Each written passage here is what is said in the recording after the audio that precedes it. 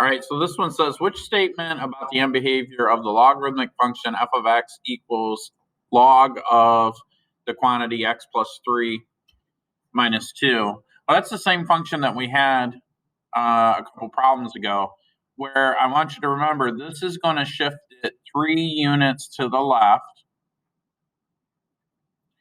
and this is going to shift it 2 units down.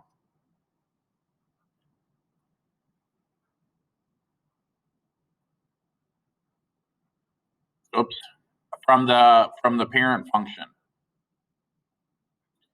So I have the parent function listed. So this is f of x, and this is f of x, and then the parent function is the blue line.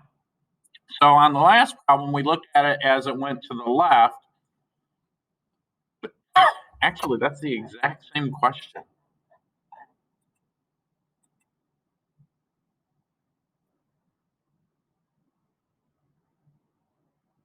That's the exact same question as question number 6. And it's the exact same answer. Wow, ad mentum.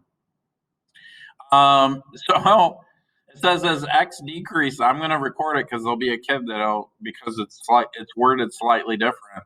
I don't want to confuse anybody, but it says as x decreases, y moves towards the vertical asymptote of x equals -3, which is true. Your TI calculator can't get this, but this never goes past x equals 3, just like the last problem. So the correct answer is A again. It is worded slightly different. Wait, no, the answer is the exact same. Hold on a second. This is amazing to me. Which statement about the end behavior of this is true? Wow, that's weird. They had the same question twice. Oh, well.